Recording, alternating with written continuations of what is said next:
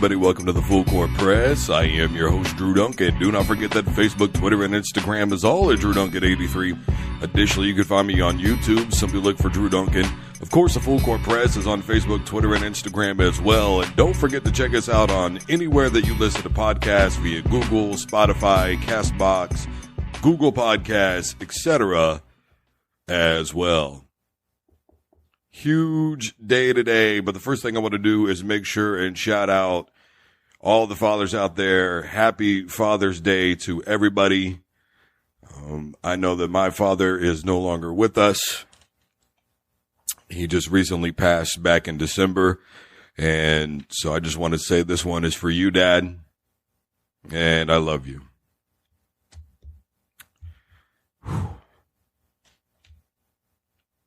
Huge trade just happened, obviously, yesterday with the LA Lakers and the New Orleans Pelicans. 3 different players, Josh Hart, Brandon Ingram, and Lonzo Ball, all traded for one Anthony Davis. And the Lakers were also willing to give up 3 first-round draft picks, including the upcoming 2019 draft for one Anthony Davis. You know what this felt like when this first happened for Lakers fans? Anybody here into wrestling remember when Vince McMahon got revealed as the greater power and then Stone Cold Steve Austin became the CEO? Remember that? Listen.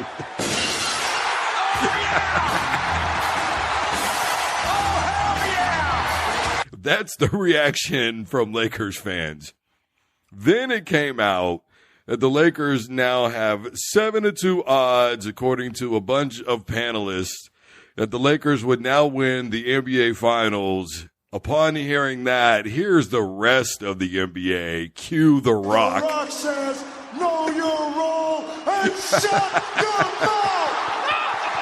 I second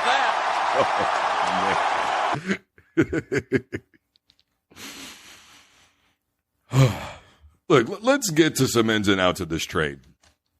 All right, first of all, Josh Hart, Brandon Ingram, and Lonzo Ball all suffered injuries last year. Unless we forget LeBron James suffered an injury last year. Unless we forget that Anthony Davis suffered an injury last year.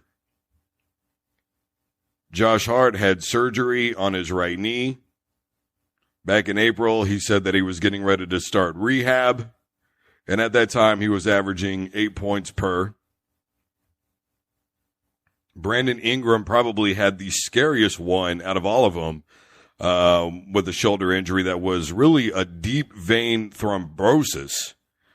And that's scary to think about because that's a blood clot deep within the vein.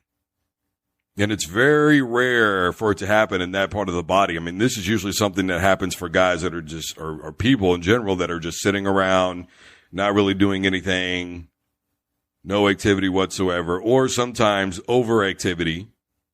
Sometimes it happens from having numerous plane flights, which obviously in the NBA, that's a very real possibility. So Brandon Ingram hadn't played since March. Then, of course, you had Lonzo Ball, who got injured back in January with his ankle, and the Lakers officially shut him down, so he wasn't going to play. And in case you're wondering what Magic Johnson had to say about this, essentially he congratulated Jeannie Buss and Rob Pelinka for the move that they made to get Anthony Davis. And, of course, LeVar Ball went out and said the Lakers would never win another championship. I know you're upset. I know he's your son. I know you're bitter, bro, but come on. So now you basically have a team that is Rondo, LeBron, Davis, and Kuzma. Unless we forget, Rondo was hurt for a good part of the season last year as well.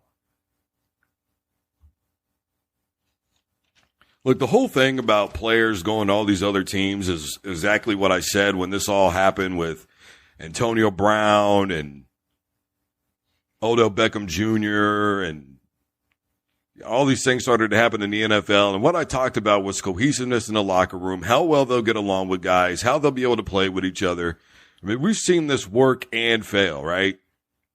I'm giving this basically until after the All-Star break to when we'll really know how this is going to all pan out. especially right now. I'm not ready to anoint anybody to the NBA Finals right now. Look, the NBA is completely upside down.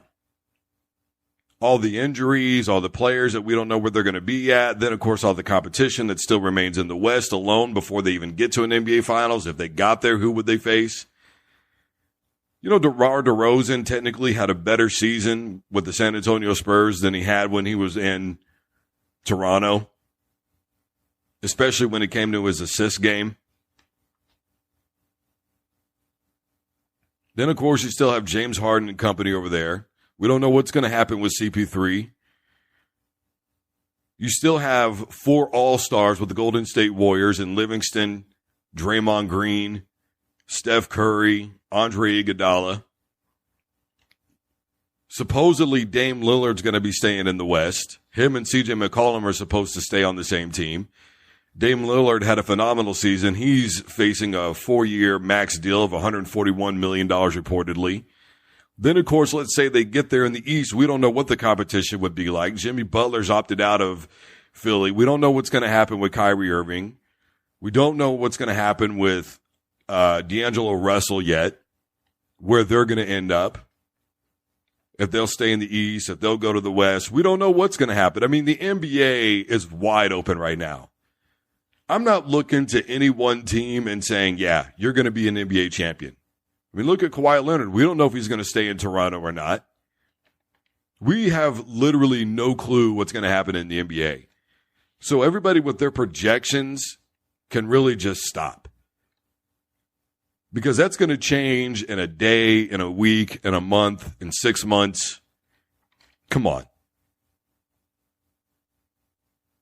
The real reality of it is that the NBA is probably the most wide open that we've ever seen it in this moment. And when you figure in the fact that this ginormous trade equates 5 people who were all injured for numerous amounts of time last season, that in and of itself poses more questions than it actually answers. We don't know how they're going to heal, how they're not going to heal. We don't know how they're going to perform as a unit next year. We don't know any of these things, and we don't know where a lot of these guys are going to end up. Lillard, CP3, as I made mention of. And remember in the East, Joel Embiid, he was fighting injuries. Ben Simmons has been hit and miss. We literally have no clue what is going to happen this season in the NBA. And to be honest with you, I'm excited for that. Because I love the idea of it being this open, because it makes exciting basketball, because it makes every game that much more intense. In a grueling 82-game season that for the most part over the last couple of years has suffered because of the inevitable predictability of the NBA. This year, I think the predictability is out the window. And that is a very good thing for the NBA. And mind you, we still haven't had the draft yet in the NBA. We don't know what trades are going to happen in the draft. Remember, and I'm not ready to pick anybody because I don't know where any of these players are going to end up. I don't know what any of these teams are going to look like come October. The New Orleans Pelicans. And I think to me, that raises the excitement level because it raises the curiosity level, which is what we have needed in the NBA for a very, very long time. And even with all that being said, let's be perfectly honest. The Golden State Warriors are probably still the front runner, even without Klay and Kevin, because of 4 All-Stars on one basketball team. Guys, I am Drew Duncan, host of the Full Court Press. Facebook, Twitter, and Instagram is all at Drew Duncan 83. Additionally, you can find me on YouTube. Simply look for Drew Duncan. Of course, you can also find the Full Court Press on Facebook, Twitter, and Instagram as well. And don't forget to look for us on our podcast. That is Spreaker, Spotify, Google Podcasts, CastBox, wherever you listen to podcasts, we are available. And as always, don't you dare touch that dial.